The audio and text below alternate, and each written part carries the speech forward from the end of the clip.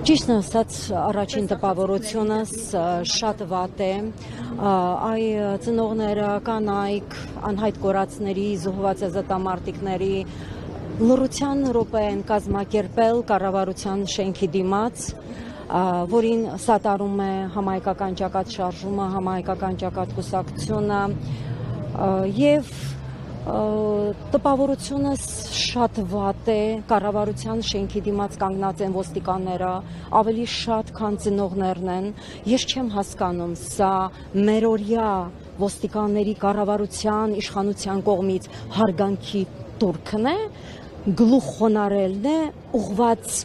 անհայտ կորածների, զոհված ազատամարտիկների ծնողներին, կանանց, սա մերօրյա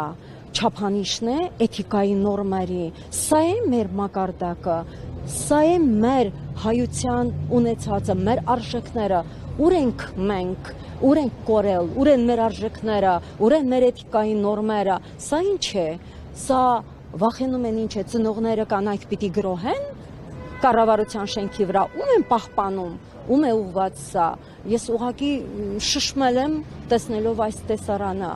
ճիշտ ասած նման դիմավորումից արդեն ակնկալիքից սպասել չի կարելի, ոնց կարող ենք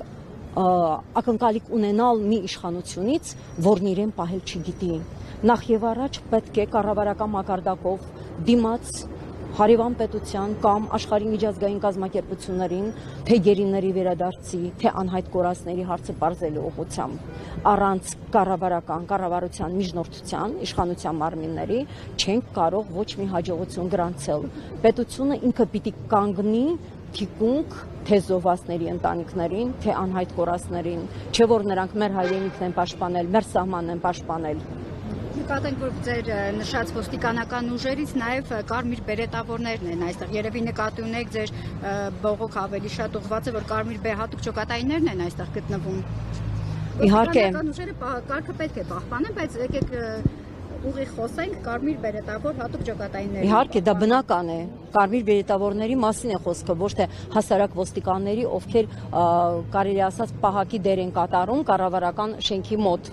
Տեսեք, ներողություն, դուք ասացիք, որ համահայկական ճակատ կուսակցությունը աջակցում է, այդ կուսակցության ղեկավար Արշակ Կարապետյանն է, ով եղել է պաշտպանության նախարար, օրինակ ինքը կոնկրետ ինչ-որ քայլեր ձեռնարկում է, որ հիմա գտնվում է Մոսկվայում, իր կապերով որոշակի տեղեկություններ ճշտում է, այդ թվում եւ անհետ կորածների, գերեվարվածների հետ կապված։ Նախ համահայկական ճակատ կուսակցության ղեկավարը Արշակ Կարապետյանը չէ։ Համահայկական ճակատ կուսակցության ղեկավարը Արսեն Վարդանյանն է։ Համահայկական ճակատ շարժման ղեկավարն է Արշակ Կարապետյանը։ Իհարկե, բոլոր ակցիաներին, բոլոր կազմակերպած ցույցերին, նստացույցերին համահայկական ճակատ շարժումը եւ համահայկական ճակատ կուսակցությունը բավականին ակտիվորեն մասնակցում է եւ մասնակցում է գերիներին իշխանություններից պահանջելու, որ գերիներին հետ վերադարձնենք այդ կուսակցության ներկայացուցիչները եւ շարժման ներկայացուցիչները։ Ինչ վերաբերվում է, ինչ առարկայական չեմ կարող կոնկրետ ես անհատը ինչ որ առանձին առանց պետություն ներկայացնելու, առանց լիազորություն ունենալու համապատասխան գերատեսչության, ինչ որ քայլ ձեռնարկել արտաքին աշխարհի հետ։ Ես պիտի ունենամ այդ գերատեսչությունների